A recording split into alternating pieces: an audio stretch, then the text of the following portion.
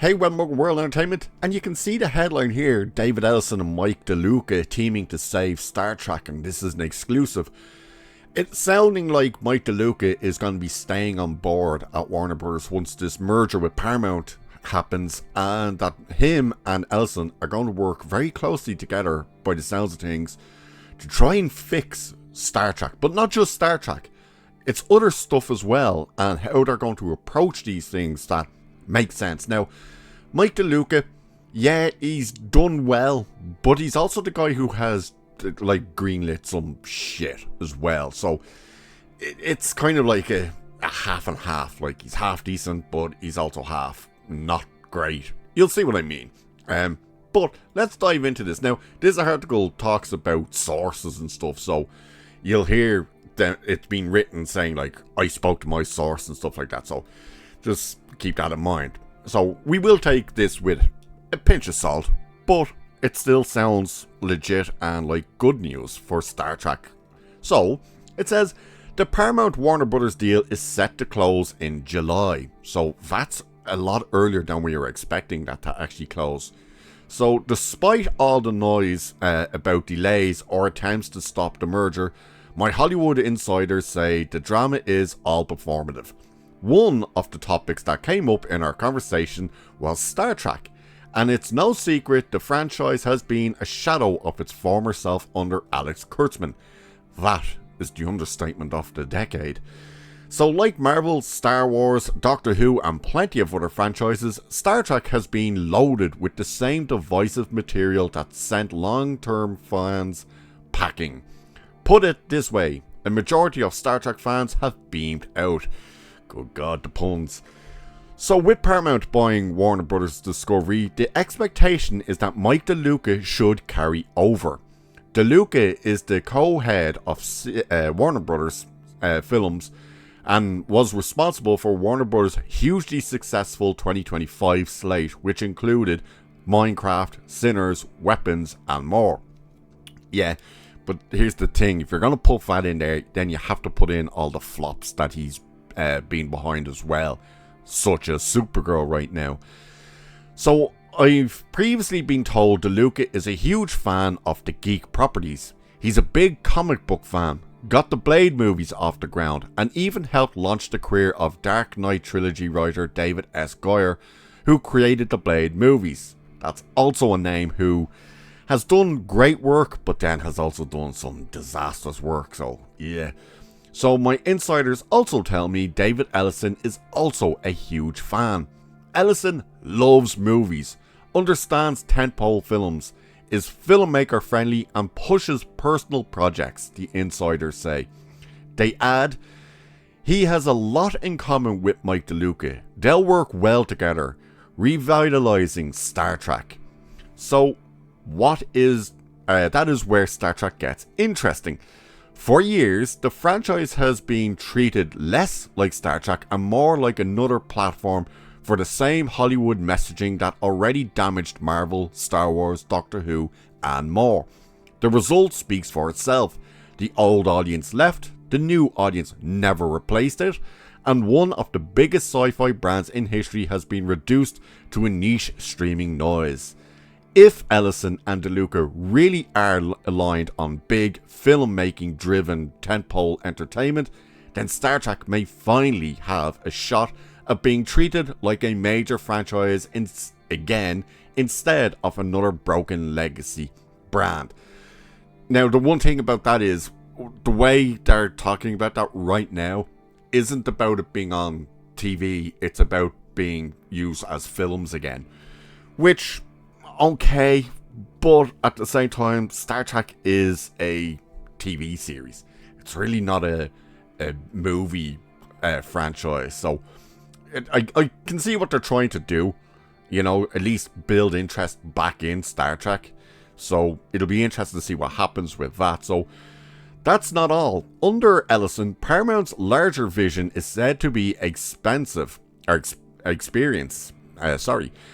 live events for communal experiences, authentic author voices in film and TV, strategic AI to evolve storytelling, and global partnerships. Paramount is already killing it with live events, the insider said. I'm also told Ellison and De Luca will be balancing creatives' careers, like Tom Cruise doing his tentpoles and personal projects like Digger, which they hear is good. That matters because it points to a different approach than what has been killing these brands. It is not just about pumping out content, it's about making movies and shows feel like events again, which that's exactly what you need. And that is one of the things that absolutely pissed off Barbara Broccoli, was when, what's her name, Jennifer Salke, when she said at Amazon that Bond was content.